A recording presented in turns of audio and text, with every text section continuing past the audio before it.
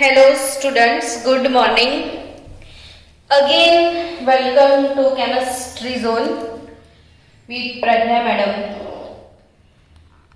આપણે અહીંયા last lecture જે છે એમાં આલ્કોહોલનો ઓક્સિડેશન આ ટોપિક કવર કર્યો હતો ને એના પછી નેક્સ્ટ જે પ્રક્રિયા છે એ ફિનોલના રાસાયણિક ગુણધર્મો આજે આપણે શીખવાના છે. તો ફિનોલના રાસાયણિક ગુણધર્મો શીખતા પહેલા મારી ઈચ્છા છે કે તમને આલ્કોહોલનું રિડક્શન પણ શીખવાડી દઉં. તો 2 મિનિટનો ટોપિક છે, જરા કવર કરી લો પછી આગળ વધીએ. કે આલ્કોહોલ એનું ઓક્સિડેશન તો ભણ્યા, આલ્કોહોલનું રિડક્શન પણ ભણી લો. તો આલ્કોહોલનું ઓક્સિડેશન થાય તો શું મળે છે? આલ્કોહોલ એ 3 ટાઈપના હોય, 1 ડિગ્રી, 2 ડિગ્રી અને 3 ડિગ્રી. 1 ડિગ્રી આલ્કોહોલનું ઓક્સિડેશન થાય તો આલ્ડીહાઇડ મળશે. 2 ડિગ્રી આલ્કોહોલનું ઓક્સિડેશન થાય તો કીટોન મળશે. 3 ડિગ્રીનું નથી થતું, પણ 3 ડિગ્રી આલ્કોહોલની કોપર ધાતુ સાથે 573 કેલ્વિન તાપમાને પ્રક્રિયા થાય તો વિલોપન પ્રક્રિયાથી તમને યાદ છે કે આલ્કીન આ ટાઈપની આપણે પ્રોડક્ટ કાલે લઈ આવ્યા હતા 1 2 3 4. તો આલ્કીન આઇસોપ્રોપાઇલ આલ્કોહોલમાંથી તો આ 3 ડિગ્રી તૃતીયક બ્યુટાઇલ આલ્કોહોલમાંથી આપણે આ પ્રોડક્ટ મેળવી હતી આલ્કીન. તો અહીંયા આલ્કોહોલનું ઓક્સિડેશન નથી થતું, બટ કોપર ધાતુ સાથે 573 કેલ્વિન તાપમાને એ આલ્કીન આપે છે. એ એક એડિશનલ વાત નીટજી લેવલ માટે યાદ રાખજો. હવે આ ઓક્સિડેશનની વાત થઈ તો ઓક્સિડેશનનું ઓપોઝિટ રિએક્શન કયું? Obviously reduction. હવે આ જ વસ્તુનું તમે રિડક્શન કરો છો આલ્ડીહાઇડનું તો તમને નિપજ તરીકે શું મળશે? તો કે રિડક્શન કરશો ને, આલ્ડીહાઇડનું રિડક્શન કરશો તો આલ્કોહોલ આવશે. એટલે આલ્ડીહાઇડ નું રિડક્શન કરો તો આલ્કોહોલ મળે 1 ડિગ્રી. કીટોનનું રિડક્શન કરો તો 2 ડિગ્રી આલ્કોહોલ મળે. પણ આલ્કોહોલનું રિડક્શન કરો તો શું મળે? તો કે આલ્કોહોલ શેમાંથી બનતો તો આલ્કેનમાંથી. કાલે મેં પેલું એક કી પોઈન્ટ તમને લખાઈ કે આલ્કેનનું ઓક્સિડેશન થાય તો આલ્કોહોલ મળશે. હવે વિચારો કે આલ્કોહોલનું રિડક્શન થાય તો શું મળે? તો કે આલ્કેન. એટલે કન્વર્ઝન માટે તમને આ વસ્તુ જોઈશે. હવે રિડક્શન કરતા તરીકે શું વાપરી શકાય? તો HI hydroiodic acid in presence of લાલ ફોસ્ફરસ. તો ગમે ત્યાં આવું લખેલું આવે, પ્રક્રિયા પૂર્ણ કરો અને આવું લખેલું આવે કે HI અને લાલ P, તો સમજવાનું કે એ કયો કરતા છે? રિડક્શન કરતા છે. ને રિડક્શન કરતા હોય તો કોનું રિડક્શન થઈને શું મળે છે તો તમને આ કી માંથી જ ખબર પડી જશે કે આલ્કોહોલનું રિડક્શન છે તો આલ્કેન જ મળવાનું છે ફિક્સ. તો CH3 OH plus 2HI hydroiodic acid red phosphorus એને ગરમ કરો તો CH4 plus I2 plus H2O. Same way ethanol લઈ લો. મિથેનોલનું રિડક્શન કર્યું, ઇથેનોલનું રિડક્શન કરો હાઇડ્રોઆયોડિક એસિડ વડે in presence of red phosphorus. તો લિટરલી તમને અહીંયા મિથેનોલથી મિથેન મળ્યો તો ઇથેનોલથી શું મળશે? ઇથેન. ઇથેનોલથી શું મળશે? ઇથેન મળશે. મિથેનોલથી મિથેન, ઇથેનોલથી ઇથેન, પ્રોપેનોલથી પ્રોપેન. ટૂંકમાં રિડક્શન કરો આલ્કોહોલનું તો શું મળશે? alkene. ચલો હવે આપણે આગળનો ટોપિક કન્ટિન્યુ કરીએ. ફિનોલની બનાવટ ટોપિક આપણો થઈ ચૂક્યો છે. તો ફિનોલની રાસાયણિક પ્રક્રિયાઓ વિશે ડિસ્કસ કરી લઈએ. તો કેમિકલ રિએક્શન્સ ઓફ ફિનોલ આ ટોપિકમાં ટેક્સ્ટબુક શું કહે છે જરા જોઈ લઈએ. ટેક્સ્ટબુકમાં કેટલા રિએક્શન્સ આપ્યા છે.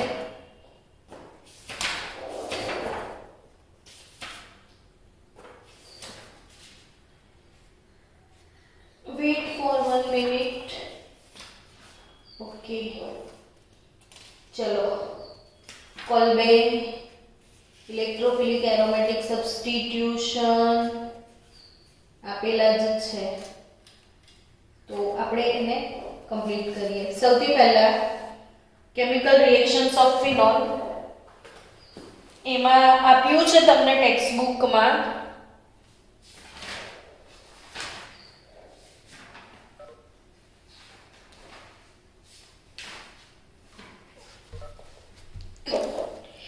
એક જ મિનિટ.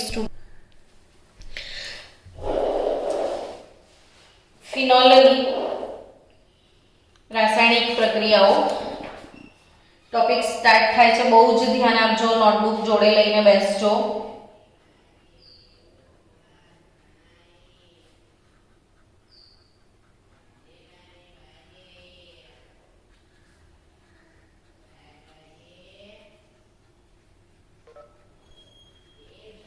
ફિનોલની રાસાયણિક પ્રક્રિયાઓમાં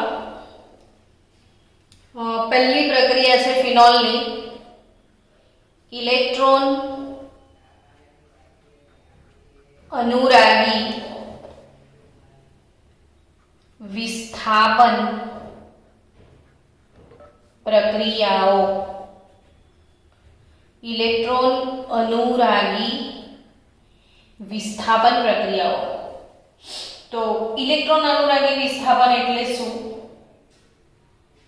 એ સમજી લઈએ. કે પહેલા ફિનોલ, તો ફિનોલનું બંધારણ જોઈ લો. ફિનોલના બંધારણમાં બેન્ઝીનની રિંગ પર કયો ક્રિયાશીલ સમૂહ આવેલો છે? OH. હવે અહીંયા ઓક્સિજન પરથી ઇલેક્ટ્રોન યુગ્મનું અહીંયા શું થશે? દાન થશે. જો ઇલેક્ટ્રોન યુગ્મનું દાન ઓક્સિજન પર થાય તો એના પર ધન વીજભાર આવશે. કેમ કે એણે એક ઇલેક્ટ્રોન યુગ્મનું દાન કરીને અહીંયા બંધ બનાવ્યો છે. જો અહીંયા આગળ બંધ બને તો આ બંધ તૂટી જાય, એટલે આ ઓર્થો સ્થાન પર ઇલેક્ટ્રોન ઘનતામાં વધારો થશે. પછી ફરીથી અહીંયા આગળ એ દાન કરશે. આપણે આવા ઘણા બધા સ્પંદન બંધારણો શીખ્યા છે, એટલે હવે તમને આગળનું તો આવડી જ જશે. મારી મેજર વસ્તુ જે તમને શીખવાડવી છે, તમને આઈડિયા આવી ગયો કે હવે અહીં આગળ દાન થશે તો ઇલેક્ટ્રોન ઘનતા પેરા સ્થાન પર વધી જશે. પછી ફરીથી અહીં દાન થશે, અહીં દાન થશે, એટલે ઓર્થો સ્થાન પર આવશે. ટૂંકમાં અહીંયા દેખો ઇલેક્ટ્રોનના લડ્ડુ દેખાય છે, પણ ઇલેક્ટ્રોનના લડ્ડુ દેખાય છે. તો ઇલેક્ટ્રોનની જે ઘનતા છે એ આ ઓક્સિજન સમૂહ દાતા છે. ઓક્સિજન જે છે એ ઇલેક્ટ્રોન યુગ્મનું દાન કરે છે આ રિંગની અંદર, એટલે OH સમૂહ ઇલેક્ટ્રોન દાતા કહી શકાય. હવે ઇલેક્ટ્રોન દાતા હોવાના કારણે ઇલેક્ટ્રોનની ઘનતા આ ઓર્થો સ્થાન પર છે અને આ પેરા સ્થાન પર ને ફરીથી બી ઓર્થો સ્થાન પર આવશે, એટલે ઇલેક્ટ્રોનની ઘનતા ઓર્થો પેરા સ્થાન પર વધુ છે. હવે ઇલેક્ટ્રોન અનુરાગી પ્રક્રિયક એટલે કેવો પ્રક્રિયક? તો કે ઇલેક્ટ્રોન અનુરાગી ગુજરાતી શબ્દ છે, એનો અર્થ સમજો કે ઇલેક્ટ્રોન અનુરાગ એટલે જેને ઇલેક્ટ્રોન માટે અનુરાગ છે, ઇલેક્ટ્રોન માટે આકર્ષણ છે, એને ઇલેક્ટ્રોન અનુરાગી કહીએ છીએ આપણે. ઇલેક્ટ્રોન માટે આકર્ષણ કોને હોય? તો ધનાયનને હોય. તો દુનિયાભરના જે ધનાયન છે બધા ઇલેક્ટ્રોન અનુરાગી છે. હવે આવા વાળો ઇલેક્ટ્રોન અનુરાગી અહીંયા એને ઊભો રહેશે તો એ એમ જ જોશે ને કે કઈ જગ્યાએ મને બહુ સરસ લડ્ડુ ખાવા મળે એવું છે. તો આવા વાળાને ખબર છે કે મને ઓર્થો સ્થાન પર જઈશ તો મીઠાઈ ખાવા મળશે, પેરા સ્થાન પર જઈશ તો મીઠાઈ ખાવા મળશે, તો ઓબ્વિયસલી ઓર્થો અને પેરા સ્થાન પસંદ કરશે. એટલે યાદ રાખો કે ફિનોલ જે છે એ ફિનોલમાં પહેલેથી વિસ્થાપિત થયેલો જે OH સમૂહ છે એ ઓર્થો પેરા નિર્દેશક સમૂહ છે. ફિનોલમાં જે OH સમૂહ છે એ ફિનોલનો OH સમૂહ કેવો છે બાળકો? ઓર્થો પેરા નિર્દેશક. ફિનોલનો OH સમૂહ કેવો છે? ઓર્થો પેરા નિર્દેશક. એટલે હવે શું ફાયદો થશે તો કે હવે જે પણ પ્રક્રિયા થશે એ ઓર્થો અને પેરા સ્થાન પર થશે. તો આપણે પહેલી પ્રક્રિયા એક પ્રશ્ન તરીકે પણ તમને એક્ઝામમાં આવશે કે ફિનોલનું નાઇટ્રેશન સમજાવો. ફિનોલનું શું સમજાવો? નાઇટ્રેશન. તો ફિનોલનું નાઇટ્રેશન. નાઇટ્રેશન શબ્દનો અર્થ, નાઇટ્રેશન શબ્દ સાંભળો ને એટલે તરત મનમાં ઇમોશન જગાડી દેવાના કે નાઇટ્રેશનનો અર્થ તો એવો થાય કે NO2 ઉમેરવો. નાઇટ્રેશન એટલે શું? ઉમેરવાની પ્રક્રિયા. NO2+ ઉમેરવાની પ્રક્રિયા. હવે ફિનોલમાં જુઓ અહીંયા ઓક્સિજન દાતા છે. ઓક્સિજન પોતાના ઇલેક્ટ્રોન રિંગ તરફ પસાર કરે છે. ઓર્થો અને પેરા સ્થાન પર લાડવા બહુ જ સારા દેખાઈ રહ્યા છે.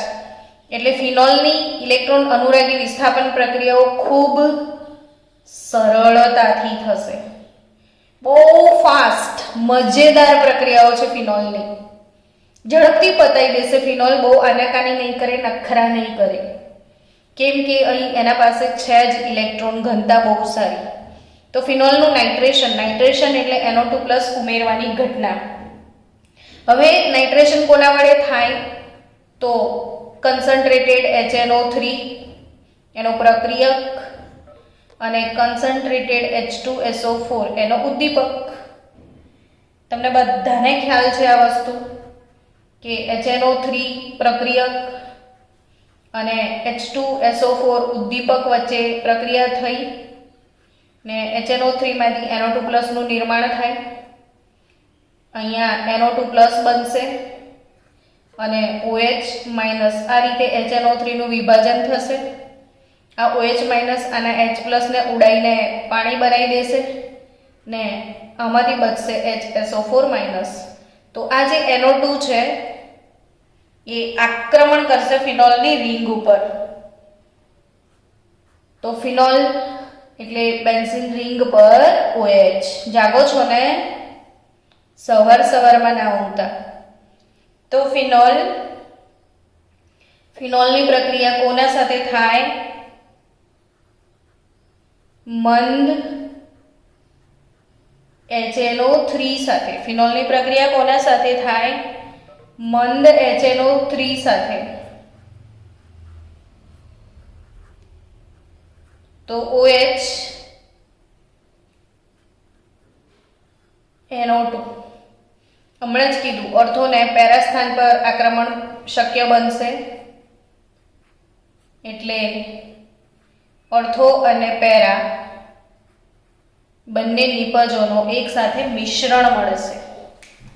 તો મિશ્રણ તરીકે ઓર્થો નાઇટ્રો ફિનોલ અને પેરા નાઇટ્રોફિનોલ. ઓર્થોનાઇટ્રોફિનોલ અને બીજું શું મળશે? પેરાનાઇટ્રોફિનોલ. તો ઓર્થોનાઇટ્રોફિનોલ, પેરાનાઇટ્રોફિનોલ આ બે પ્રોડક્ટનું મિશ્રણ મળશે. હવે આ બંને છૂટા કઈ રીતે પાડવાના? તો એ JEE નીટમાં આ પ્રશ્ન પૂછાયેલો છે. એટલે નીટવાળા બાળકો એકદમ કાનને ઊંચા કરી દો, સાંભળી લો ને મનમાં 4-5 વાર બોલી જાઓ તો તમને યાદ રહેશે કે આ બે ઘટકોનું મિશ્રણ જે આવ્યું ને ઓર્થોનાઇટ્રોફિનોલ ને પેરાનાઇટ્રોફિનોલ, તો પ્રશ્ન તરીકે પૂછાયું હતું કે ઓર્થોનાઇટ્રોફિનોલ અને પેરાનાઇટ્રોફિનોલના મિશ્રણને અલગ કેવી રીતે કરી શકાય. તો સ્ટીમ ડિસ્ટિલેશન પ્રોસેસ એટલે વરાળ નિસ્યંદન પદ્ધતિ ધોરણ 11 એમાં હાઇડ્રોકાર્બન ચેપ્ટરમાં જે આપણે પ્યોરિફિકેશન ટેકનિક વાળું ચેપ્ટર ભણ્યા હતા કે શુદ્ધ કાર્બનિક પદાર્થોનું અલગીકરણ અને એની જુદી જુદી પદ્ધતિઓ આપણે ભણેલા છીએ, વરાળ નિસ્યંદનને એ પદ્ધતિ. તો આ અહીંયા યાદ રાખજો કે આ બંનેના મિશ્રણને કઈ રીતે અલગ કરી શકાય. તો વરાળ નિસ્યંદન સ્ટીમ ડિસ્ટિલેશન પદ્ધતિથી ઓર્થોનાઇટ્રોફિનોલ અને પેરાનાઇટ્રોફિનોલના મિશ્રણને અલગ કરી શકાય છે. કેમ? હવે એ પણ પ્રશ્ન પૂછાય, કેમ એવું થાય? તો કે આ બંનેના ઉત્કલન બિંદુમાં તફાવત છે, સારો એવો તફાવત છે. એકનું ઉત્કલન બિંદુ બહુ વધારે છે અને એકનું ઉત્કલન બિંદુ બહુ ઓછું છે. પ્રશ્ન તો અહીંયા તમને માત્ર એ શીખવાનો છે કે ફિનોલનું નાઇટ્રેશન, પણ આ જે પ્રશ્ન છે એની અંદર એટલી બધી કોમ્પિટિટિવ લેવલની ડિટેલ છે કે જે બહુ પૂછાય છે. એટલે મેં આખી વિથ ડિટેલ, આપણો આખો ટોપિક બોર્ડ પ્રમાણે નથી જતા, નીટ અને જી લેવલે જ આખા ટોપિક જાય છે. એટલે હું દરેક વસ્તુ અંદર નાખી દઉં છું, તમે ધ્યાન આપજો. કે પહેલા મેં એ સમજાવ્યું કે આ OH માં સ્પંદન થવાના કારણે ઓર્થો અને પેરા સ્થાન પર ઇલેક્ટ્રોન ઘનતા વધે છે. એના કારણે OH સમૂહ કેવો છે? તો કે ઓર્થો પેરા નિર્દેશક સમૂહ છે. એટલે આવા વાળો નવો સમૂહ ઓર્થો અને પેરા સ્થાન પર લાગશે. હવે પહેલું શું સ્ટાર્ટ કર્યું? તો કે ફિનોલનું નાઇટ્રેશન. નાઇટ્રેશનનો અર્થ શું થાય? NO2+ ઉમેરવાની ઘટના. NO2+ ઉમેરવા માટે શું જોઈએ? તો કે કન્સન્ટ્રેટેડ HNO3 અને કન્સન્ટ્રેટેડ H2SO4 જોઈએ. આમ મગજમાં સેટ જ કરી દેવાનું, નાઇટ્રેશન HNO3 H2SO4 આ રીતે તૈયાર કરે. હવે કઈ રીતે બને એ બી સમજાવી દીધું કે HNO3 ના બે ભાગ થાય, NO2+ બને ને OH- બને. આ NO2+ આ રહ્યો આક્રમણ કરશે અહીંયા ને અહીંયા. હવે આમાંથી જે OH- બન્યો એ એસિડમાંથી H+ લઈ જાય, પાણી બનાવી લે. અને આમાંથી શું વધ્યું? તો કે HSO4-, કેમ કે જ્યારે અહીંયા NO2 આક્રમણ કરશે ત્યારે અહીંથી H+ છૂટો પડશે. આ વિસ્થાપન છે, જબ કોઈ આતા હૈ તબ કોઈ જાતા હૈ. હવે અહીં NO2 લાગી ગયો એટલે H+ છૂટો પડે. એ H+ પાછો આ HSO4 સાથે પ્રક્રિયા કરીને જેવો હતો તેવો ઉદ્દીપક પ્રક્રિયાના અંતે પાછો મળશે. એટલે સલ્ફ્યુરિક એસિડ જેમનો તેમ પાછો આવી જશે.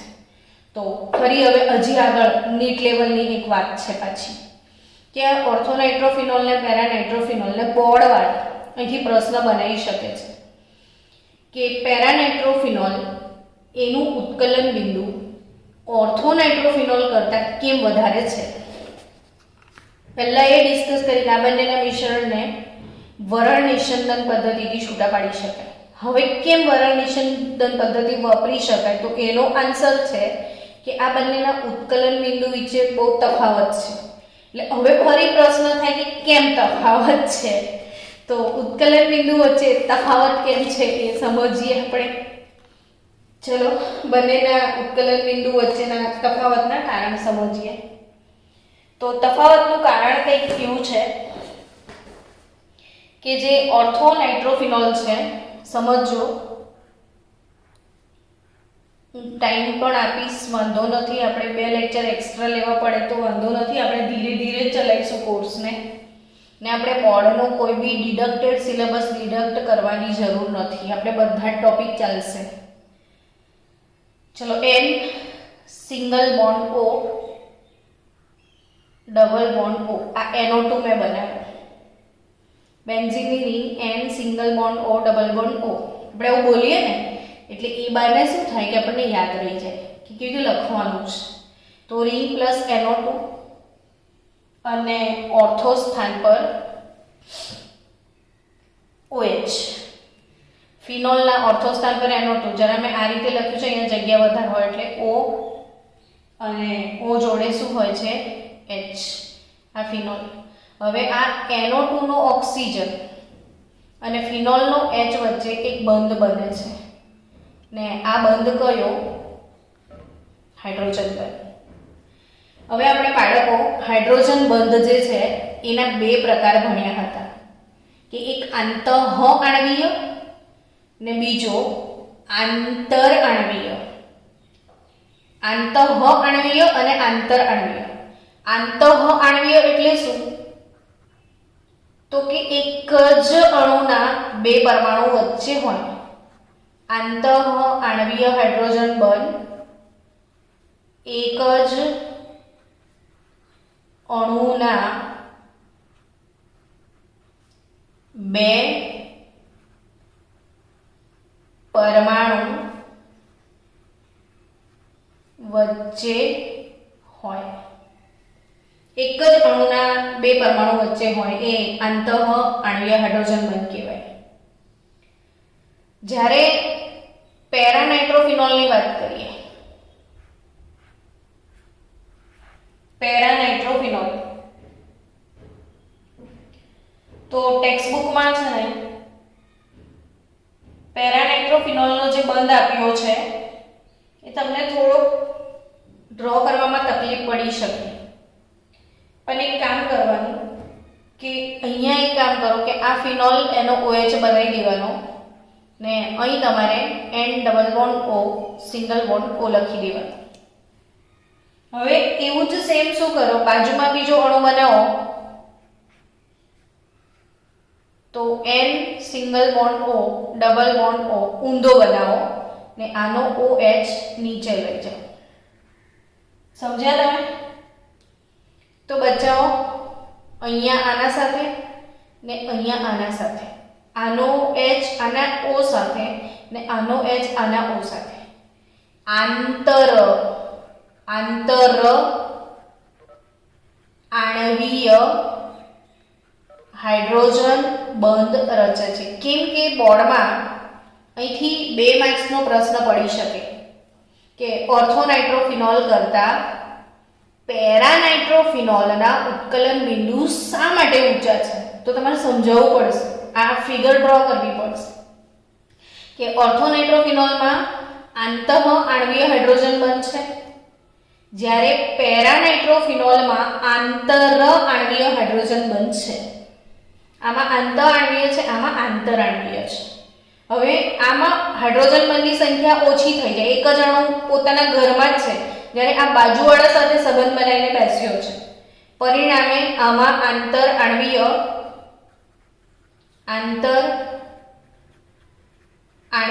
અણુ વચ્ચે એક અણુને બીજા અણુ વચ્ચે એટલે આંતરઆણ્વીય આકર્ષણ બળ આમાં ઊંચા છે અને પરિણામે આને તોડવા માટે વધારે તાકાત જોઈએ એટલે એના ઉત્કલન બિંદુ ઊંચા છે. તો જે આંતરઆણ્વીય હાઇડ્રોજન બંધ છે એના ઉત્કલન બિંદુ કેવા છે? બહુ જ ઊંચા છે. એટલે આંતરઆણ્વીય હાઇડ્રોજન બંધ ઓછું બાષ્પશીલ હોય, આ વધારે બાષ્પશીલ હોય, માટે બંનેના ઉત્કલન બિંદુ વચ્ચે બહુ તફાવત છે. આ વધારે બાષ્પશીલ છે એટલે જલ્દી ઉકળી જશે, કારણ કે એમાં આંતરઆણ્વીય છે, ઓછું બાષ્પશીલ છે એટલે આના ઉત્કલન બિંદુ ઊંચા છે અને નીચા છે. અને ઉત્કલન બિંદુ વચ્ચે બહુ તફાવત હોય તો વરાળ નિસ્યંદન પદ્ધતિથી બેવને છૂટા પાડી શકાય છે. ચલો और थोड़ा आगे बढ़ जाए. जागो तुसी. હવે જ્યારે ફિનોલ એનું જે નાઇટ્રેશન થાય, આ ફિનોલના નાઇટ્રેશનમાં તો બાળકો એક સરસ મજાની વાત કહું, મેં અહીંયા શું લખ્યું? મંદ HNO3. કેમ કે મેં અહીંયા જ લખ્યું જ છે કે આને તો બહુ લાડવા છે અહીંયા, એટલે આની પ્રક્રિયાઓ બહુ જ સરળતાથી થાય છે, બહુ જ સરળતાથી મેં શબ્દ બી સમજાયેલો છે જો તમે. એટલે અહીંયા સાંદ્રની બી જરૂરત નથી, મંદ નાખો ને તો બી કામ પતી જાય છે. એટલે મંદથી પણ એનું નાઇટ્રેશન સરસ મજાનું થઈ જાય છે.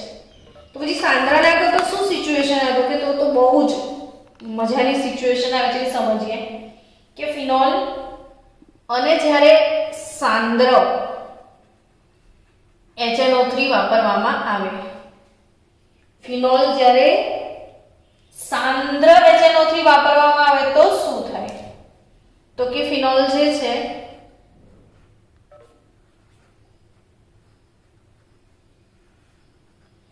એનું સાંદ્ર HNO3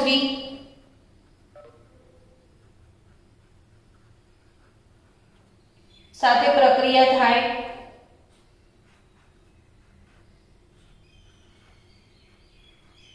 OH તો 2 4 6 ત્રણ બાજુ NO2 લાગી જાય. સાંદ્ર HNO3 વાપરો તો ત્રણ બાજુ એટલે 2 4 6 ટ્રાય નાઇટ્રો ફિનોલ તમને મળે ને આને સરસ નામ આપેલું છે પિક્રિક એસિડ. આ કયો એસિડ છે? Picric acid. અહીંથી પણ બોર્ડમાં પ્રશ્ન પૂછાયેલો છે કે એવો કયો એસિડ છે જેમાં COOH સમૂહ નથી? તો આ OH સમૂહ હોવા છતાં પણ આ પ્રબળ એસિડ છે કારણ કે એને 3 NO2 લાગેલા છે. તો પિક્રિક એસિડ માં COOH સમૂહ ન હોવા છતાં NO2 ની ઇલેક્ટ્રોન આકર્ષક અસરના કારણે આ પ્રબળ એસિડ તરીકે વર્તે છે. અને હાલના સમયમાં પિક્રિક એસિડને બનાવવા માટે થોડી ટેકનિક બદલી છે. નાવાડેઝ પિક્રિક એસિડ કઈ રીતે બને છે એ સમજો કે ફિનોલ લો. ફિનોલનું પહેલા સાંદ્ર H2SO4 ફિનોલનો પહેલા સાંદ્ર H2SO4 નાખીને સલ્ફોનેશન કરવામાં આવે છે. હાલના સમયમાં ફિનોલમાં સાંદ્ર H2SO4 નાખીને શું કરવામાં આવે છે? સલ્ફોનેશન. એટલે આ ઓર્થો પેરા નિર્દેશક છે તો ઓર્થો ને પેરા સ્થાન પર SO3H આવી જશે. સલ્ફોનેશન એટલે શું? તો કે સલ્ફોનેશન શબ્દ આવે એટલે સમજી લેવાનું સલ્ફોનિક એસિડ SO3H+ ઉમેરવાની ઘટના. એટલે તમને પ્રોડક્ટ શું મળશે? તો કે આ 1 2 3 4 hydroxy benzene 1,3 disulphonic acid. Benzene 1,3 disulphonic acid મળશે. અને આ ડાયસલ્ફોનિક એસિડ એનું સાંદ્ર HNO3 વડે નાઇટ્રેશન થાય છે ત્યારે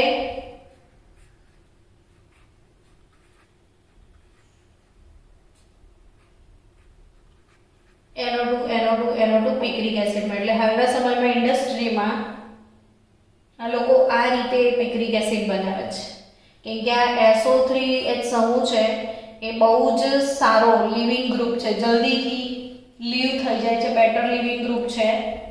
અને અહીં આગળ એક વધારાની વાત યાદ રાખી લેજો કે એસિડિક પ્રબળતાનો ક્રમ ફિનોલ કરતા જે નાઇટ્રોફિનોલ છે એ વધારે એસિડિક હશે. આને સમજાવેલું છે આગળના લેક્ચરમાં કે ફિનોલ એસિડિક છે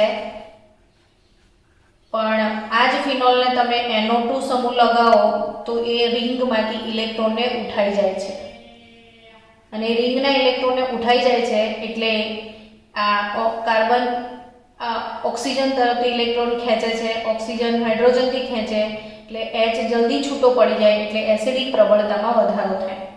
તો ફિનોલથી વધારે એસિડિક નાઇટ્રોફિનોલ છે એનાથી પણ વધારે એસિડિક 2,4 ડાયનાઇટ્રોફિનોલ થાય. 2,4 ડાયનાઇટ્રોફિનોલ એનથી કેમ કે બે ફિનોલ NO2 આવી ગયા ને એનાથી પણ વધારે એસિડિક 2 4 6 ટ્રાય જેટલા NO2 વધે એટલી એસિડિકતા વધે. મેં શું કીધું? જેટલા NO2 વધે એટલી જ એસિડિકતા વધે. ચલો હવે આગળ વધીએ. ફિનોલનું બ્રોમિનેશન પણ બતાવી દઈએ. આપણી જોડે ટાઈમ છે 9:06 થઈ છે. 4-5 મિનિટ લઈ લઈએ, થોડી વધારે, તો જોડે આપણો ટોપિક પતી જાય. ફિનોલનું બ્રોમિનેશન. શું ભણશો અત્યારે બાળકો?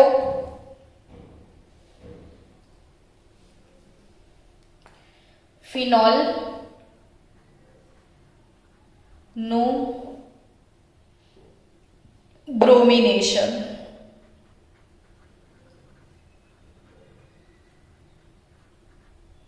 ફિનોલનું બ્રોમિનેશન બે પ્રક્રિયા પરિસ્થિતિમાં થાય છે. એ પહેલી પ્રક્રિયા પરિસ્થિતિ સમજીએ ને બીજી. તો પહેલું બ્રોમિનેશન તમને સમજાવું કે જે ફિનોલ છે એની બ્રોમિનેશન જનરલી કોની હાજરીમાં થાય? તો બ્રોમિનની હાજરીમાં. બ્રોમિનેશનનો મતલબ શું છે? Br+ ઉમેરવા. આ ઇલેક્ટ્રોન અનુરાગી વિસ્થાપન છે એટલે Br- ના આવે. Br+ ઇલેક્ટ્રોન અનુરાગી પ્રક્રિયક ઉમેરવાનો છે, Br+. ને બ્રોમિન ઉમેરવા માટે બ્રોમિન જળ જ જોઈએ. તો બ્રોમિન જળ આપણે હમણાં સુધી શું ભણ્યા હતા કે બ્રોમિન Br2 FeBr3. તો FeBr3 એનો ઉદ્દીપક થશે ને બ્રોમિન જળ. ને બીજી પ્રક્રિયા પરિસ્થિતિ પણ છે આમાં. તો બે રીતે બ્રોમિનેશન થાય છે. તો પહેલું Br2 FeBr3 વાળું આપણે લઈ લઈએ કે પહેલું બ્રોમિનેશન છે કે ફિનોલનું જ્યારે બ્રોમિન જળ. હવે મેં તમને એક વાત કરી હતી થોડીક વાર પહેલા કે ફિનોલ ઓર્થો પેરા નિર્દેશક સમૂહ છે. ફિનોલમાં ઓક્સિજન તરફથી ઇલેક્ટ્રોનનું દાન થાય છે રિંગમાં. એટલે આની પ્રક્રિયાઓ બહુ જ ફાસ્ટ અને બહુ જ સરળતાથી થાય. તમે ઉદ્દીપક નાખવાની કોઈ જરૂરત જ નથી. ફક્ત બ્રોમિન જળ નાખી દો ને, ફક્ત બ્રોમિન જળ એકલું વિધાઉટ ઉદ્દીપક, તો બી ધમાધમ પ્રક્રિયા થશે. અને એક જ સ્ટેપમાં, એ બી ઓરડાના તાપમાને, કોઈ તાપમાન નહીં આપો તો બી ઓરડાના તાપમાને ખાલી બ્રોમિન જળને એક પાત્રમાં ફિનોલ જોડે હલાવી નાખો તો પણ એનું બ્રોમિનેશન થઈ જાય. એટલું ફાસ્ટ બ્રોમિનેશન કોણ આપે છે? ફિનોલ. ને આ પ્રશ્ન બી નીટમાં પૂછાયેલો છે કે નીચેના પૈકી કયો પદાર્થ ઇલેક્ટ્રોન અનુરાગી વિસ્થાપન પ્રક્રિયા ખૂબ સરળતાથી આપે છે? તો એમાં ટોલ્યુઇન હતું, નાઇટ્રોબેન્ઝીન હતું, બેન્ઝીન હતું ને ફિનોલ હતું. તો આન્સર એનો ફિનોલ આવશે. બહુ ઝડપથી પ્રક્રિયા આપે છે ફિનોલ. જસ્ટ બ્રોમિન જળ સાથે હલાવી નાખો ઓરડાના તાપમાને તો બી 2 4 6 ટ્રાયબ્રોમો ફિનોલ તમને મળી જશે અને 3 મોલ HBr છૂટો પડી જશે. પણ આપણને આ ત્રણ વિસ્થાપન વાળું નથી જોઈતું.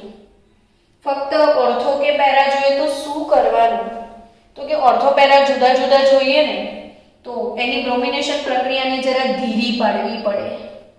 ને ધીમી પાડવા માટે બીજી રીત છે કે ફિનોલની બ્રોમિન સાથે એકદમ નીચા તાપમાને, તાપમાન ડાઉન કરી દેવાનું, 0 ડિગ્રી સેલ્સિયસ તાપમાન લઈને જતું રહેવાનું. ઓરડાનું તાપમાન તો કદાચ 25 ડિગ્રી સેલ્સિયસ હોય, પણ એકદમ ઠંડુ બરફ કરી દેવાનું એટલે એની પ્રક્રિયા ઝડપથી ના થાય.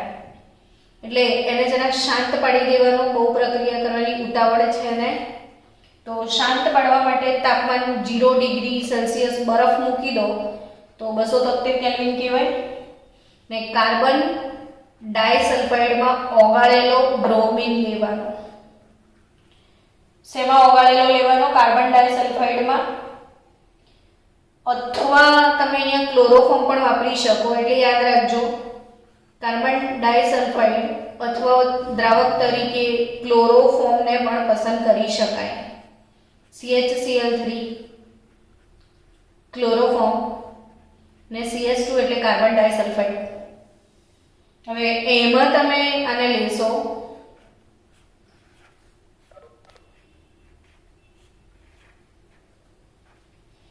તો શું થશે? OH ફિનોલ તો છે જ, ઓર્થો બ્રોમોફિનોલ અને પેરાબ્રોમોફિનોલ એનું મિશ્રણ તમને મળશે ને આ મિશ્રણને પછી છૂટું પાડી દેશો તમે, તો છૂટું પડવાના કારણે તમને ઓર્થો ને પેરા અલગ અલગ બે સમસ્થાનિકો મળી શકશે. હવે આ બહુ જ નીચી ધ્રુવીયતા ધરાવે છે. આ ક્લોરોફોર્મ એ નીચી ધ્રુવીયતા ધરાવતા સંયોજનો છે, બહુ ડાઉન ધ્રુવીયતા હોય એમની, એટલે આપણને આ અલગ અલગ મળી શકે એમ છે.